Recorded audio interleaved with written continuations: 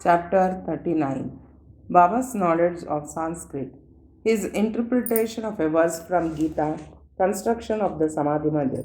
This chapter 39 deals with Baba's interpretation of a verse from the Bhagavad Gita. As some people believed that Baba had little knowledge of Sanskrit, but by the interpretation of Nana Sahib Chandorkar's query, Hemant Pant refuted the charge in chapter number 50, and as it deals with the same subject matter, it is incorporated in this chapter.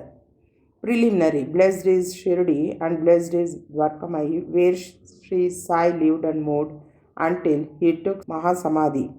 Blessed are the people of Shirdi, whom he obliged and for whom he lived there. Shirdi was a small village first, but it attained importance on account of his contact and became a Tirtha, holy place of pilgrimage. Equally blessed are the women folk of Shirdi.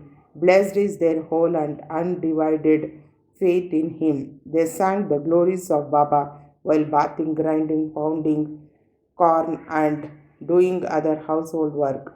Baba's interpretation. Nobody believed that Baba knew Sanskrit. One day he surprised all by giving an interpretation of a verse from the Gita to Nana Sahib Chandorkar. A brief account about this matter was written by Mr. B.V. Dev, retired Mamadar, and published in Marathi in Sri Sai Leela magazine, volume 4. Sputha Vishya, page 563. Short accounts of the same are also published in Sai Baba's Charters and Sayings, page 69, and in the Wanderers Saint Sai Baba, page 36, both by B.V. Narasimha. Mr. B.V. Dev has also given an English version of this in his statement dated 27/9/1936 and published on page 66 of Devotee's Experience, part 3 by Narasimha. As Mr. Dev has got first-hand information about this subject from Nana Sahib himself, we give below his version. Nana Sahib Chandorkar was a good student of Vedanta. He had read Gita with commentaries. He fancied that Baba knew nothing of Sanskrit texts. So Baba one day pricked the bubble. These were the days before crowds spoke to Baba, when Baba had individual meetings at the mosque with such devotees. Nana was sitting near Baba and massaging his legs and muttering something under his breath.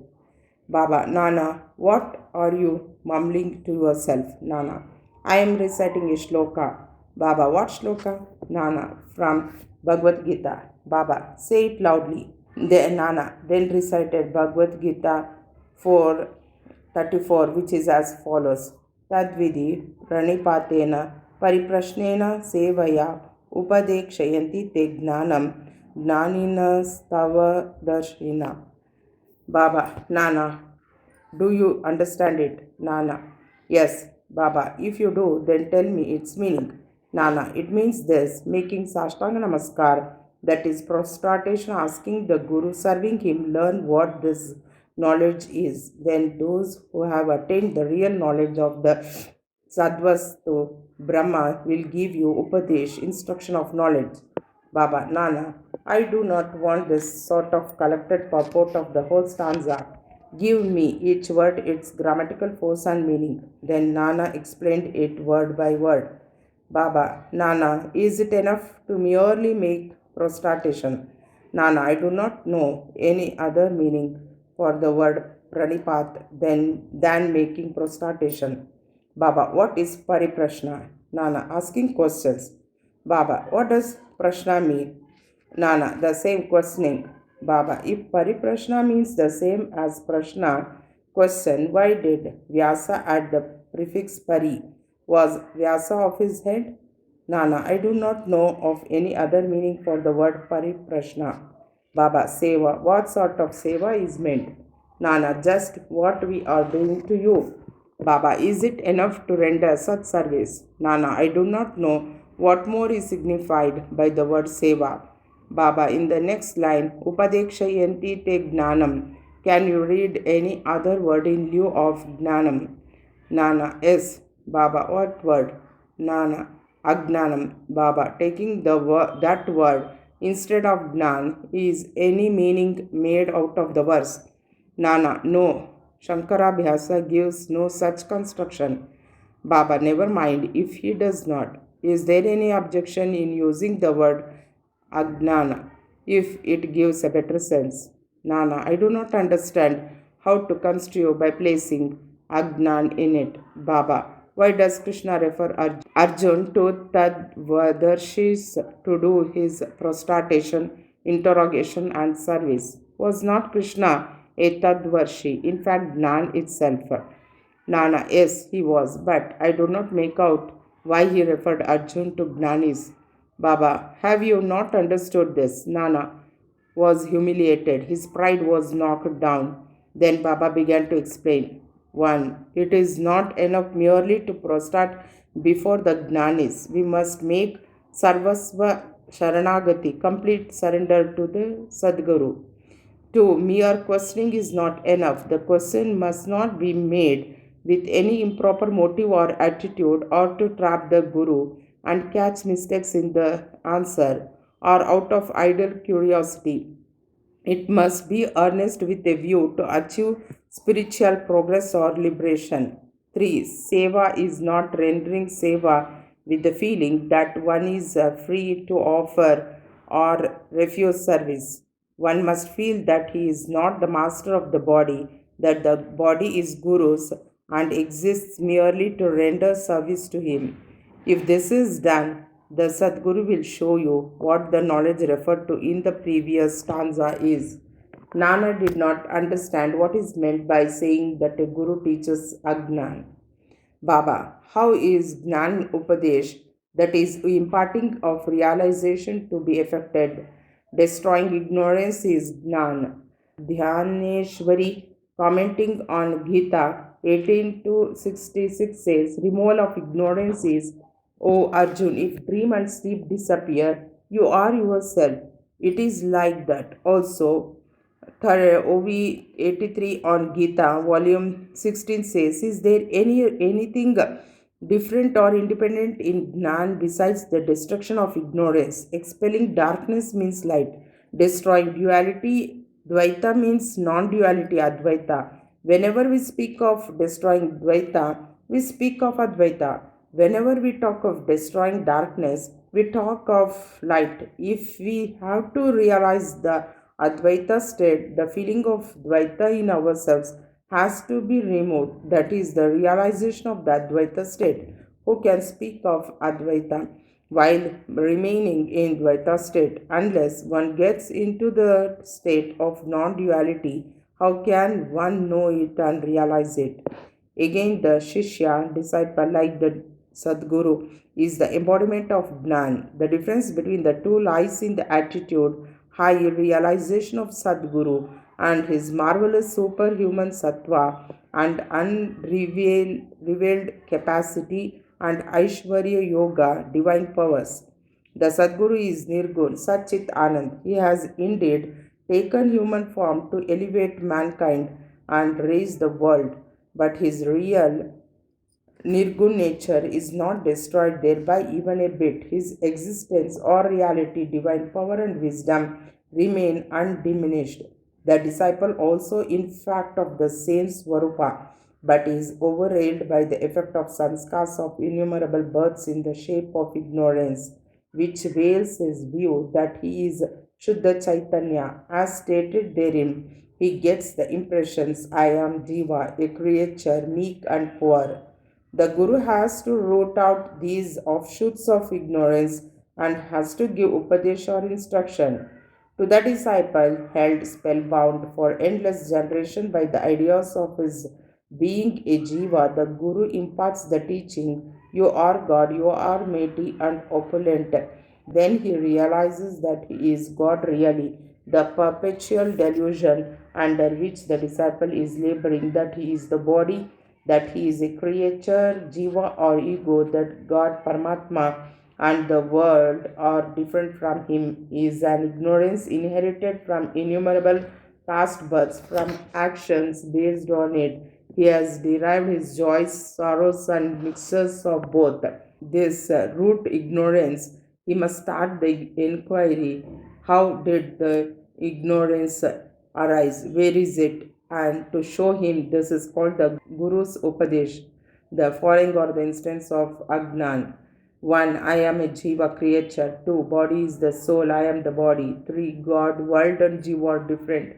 4. I am not God. 5. Not knowing that body is not the soul. 6. Not knowing that God, world, and Jiva are one.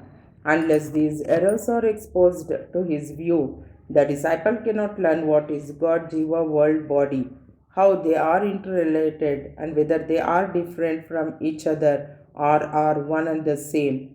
To teach him these and destroy his ignorance is this instruction in Gnan or Agnan. Why should Gnan be imparted to the Jiva who is a Gnan Murti? Upadesh is merely to show him his error and destroy his ignorance. Baba added 1. Paripata implies complete surrender. 2. Surrender must be of body, mind, and wealth. 3. Why should Krishna refer to other Gnanis? Sadbhakta takes in everything to be Vasudev. Any guru would be Krishna to the devotee, and guru takes disciple to be Vasudev. As Sri Krishna knows that there are such gurus and disciples, he refers Arjun to them so that their greatness be known. Construction of the Samadhi Mandir. Baba never made any fuss about things which he wanted to accomplish, but he so skillfully arranged the circumstances that the people were surprised at the slow but sure results attained. The construction of the Samadhi Mandir is an instance. Sriman Bapu Sahib Bhutti, the famous multimillionaire of Nagpur, lived in Shirdi with his family. Once an idea arose in his mind that he should have a building of his own there. Some time after this, while he was sleeping in Dikshit Wada, he got a vision. Baba appeared in his dream and ordered him to build a Wada with a temple. Shama, who was sleeping there, also got a similar vision. When Bapu Sahib awoke, he saw Shama crying and asked the latter as to why he was in tears. Shama replied that in his vision, Baba came to him and ordered distinctly, build the Vada with the temple, I shall fulfill the desires of all. On hearing the sweet and loving words of Baba, I was overpowered with emotion. My throat was choked, my eyes were overflowing with tears, and I began to cry. Bapu Sahib was surprised to see that both their visions tallied. Being a rich and capable man, he decided to build a Vada there and drew a plan with Shama. Kaka Sahib Dikshit also approved of it, and when it was placed before Baba, he also sanctioned it immediately. Then the construction work was duly started, and under the supervision of Shama, the ground floor, the cellar, and the well were completed. Baba, on his way to and from Lendi, also suggested some improvements. Further, work was entrusted to Bapu Sahib Jog, and when it was going on, an idea struck Babasaheb Bhutti's mind that there should be an open space or platform, and in the center the image of Muralidhar be installed. He asked Shama to refer this matter to Baba and get his consent. The latter asked Baba about this when he was just passing by the Wada. On hearing Shama, Baba gave his consent, saying, after the temple is complete, I will come there to stay. And staring at the Vada, he added, after the Vada is complete, we shall use it ourselves. We shall live, move, and play there, embrace each other, and be happy. Then Shama asked Baba whether this was the auspicious time to begin the foundation work of the central room of the shrine. Baba answered in the affirmative. Then Shama got a coconut broken there and started the work. In the due time, the work was completed and an order was also placed for making a good image of Muralidhar. But before it was ready, a new situation turned up. Baba became seriously ill. Bapu Sahib became very sad and dejected, thinking that if Baba passed away, his Vada would not be consecrated by the holy touch of Baba's feet, and all his money would be wasted away. but the words keep me in the Vada, which came out of Baba's mouth just before his passing away, consoled not only Bapu Sahib but one and all. In due time, Baba's holy body was placed and preserved in the central shrine meant for Murlidhar, and Baba himself became Murlidhar, and the Vada thus became the Samadhi Mandir of Sai Baba. His wonderful Leela is unfathomable. Blessed and fortunate is Baba Sahib Bhuti, in whose Vada lies the holy and the pure body of Baba. Boto Shri Sai, peace be to all.